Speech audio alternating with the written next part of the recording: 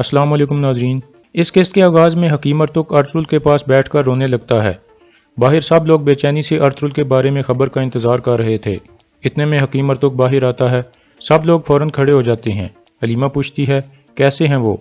हकीम अर्तुग रोते हुए कहता है, हमारे अर्तुल साहब शहीद हो गए हैं। ये सुनकर सब हैरान रह जाते हैं और उनकी आंखों में आंसू आ जाते हैं।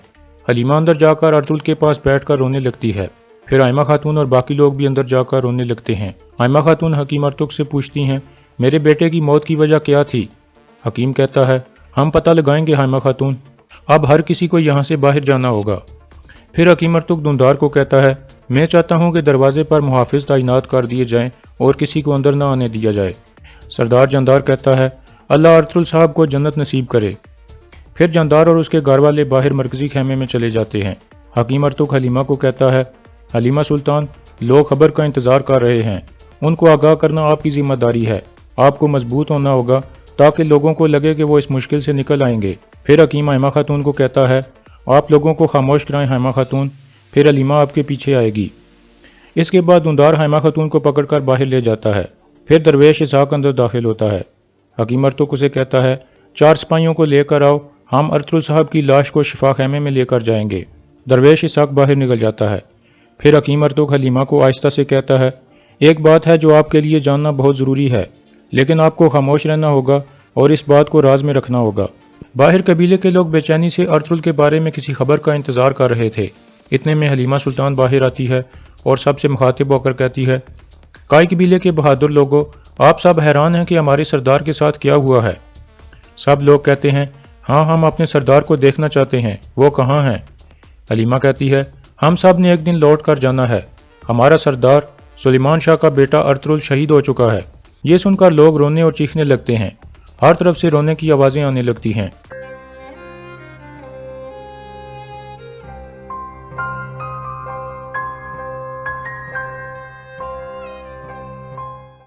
फिर हलीमा कहती है, आप लोगों ने अपना सरदार खोया है, लेकिन मैंने अपना शोहर खो दिया है।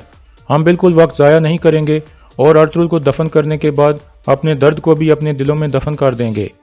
हम वो रास्ता कभी नहीं छोड़ेंगे जो अर्तुल ने हमारे लिए चुना था। हम इस्लाम के झंडे को उठाए रखेंगे और इस रास्ते में अपनी जानें भी कुर्बान कर देंगे। ये कहकर हलीमा अंदर चली जाती है। कबीले के लोग लगातार रो रहे थे। दुंदार अपने आप से कहता है, मैं कसम खाता हूँ तुर्गत कि मैं तुम्हें मार दूंगा। जबकि उराल और उसकी बीवी चोलपन सबसे ज़्यादा पुरस्कून दिखाई दे रहे थे। इस दौरान बामसी बहुत दुखी हो जाता है और हर सिपाही के पास जाकर कहने लगता है कि मुझे कहो कि अर्तुल भाई जिंदा है, वो मरे नहीं हैं। फिर दुआन आकर उसे पकड़ता है और काबू करने की कोशिश करता है। अंदर हकीम अर्तुग दुंदार को कहता है, मैं अर्तुल साहब की लाश को शिफा खेमे में रखकर मायना करना चाहता हूँ।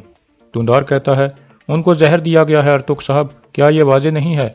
और ये जहर तुर्गत ने दिया है।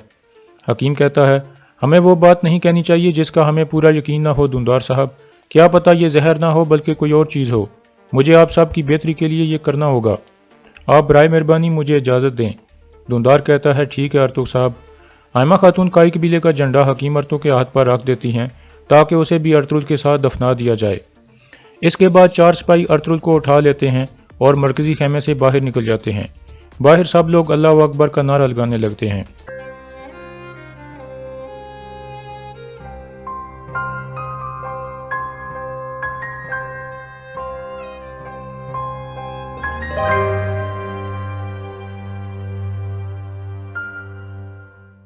बामसी हकीम अर्तुग से पूछता है, आप क्या करने जा रहे हैं अर्तुग भाई? हकीम कहता है, मैं पता लगाना चाहता हूं कि अर्तुल साहब की मौत किस वजह से हुई। आपकी जिम्मेदारी है कि किसी भी सिपाही या आदमी को शिफा खेमे के अंदर नहीं आने देना। दूसरी तरफ अलियार कहता है, अर्तुल साहब ने फौत होने से पहले जो किया, क्या टोकटामिश ने भी ऐसे ही किया था? जानदार कहता है, मैंने जब अर्तुल को उस हालत में देखा तो मेरे जहन में भी टोकटामिश आ गया था। दूसरी तरफ अर्तुल की लाश को हकीम अर्तुग के शिफा खेमे में पहुंचा दिया जाता है। फिर हकीम अर्तुग उन सिपाहियों को कहता है, आप लोग खेमे के बाहर खड़े हो जाएं और किसी को अंदर नहीं आने देना। सिपाही बाहर निकल जाते हैं। फिर हकीम अर्तुग दरवेश इसहाक को भी बाहर भेज देता है। उसके जाने के बाद वो अर्तुल के ऊपर से तलवार और काई कबीले का झंडा उठाकर एक तरफ रख देता है और अर्तुल के मुंह से चादर हटा लेता है।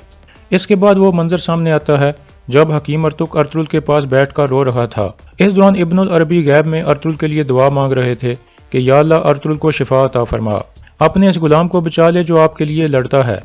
ظالموں نے اس کے خلاف جال بچھا کر اس کو مار دیا ہے، اب اس پر رحم فرما اور اس کے جسم سے شیطان کو نکال دے۔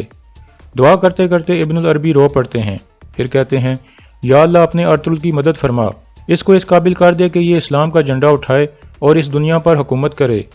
یا اللہ میں آپ سے بھیک مانگتا ہوں کہ اپنے اس غلام کی مدد فرما اور شفا عطا فرما۔ پھر ابن العربی لگاتار پڑھنے لگتے ہیں یا شافی یا اللہ۔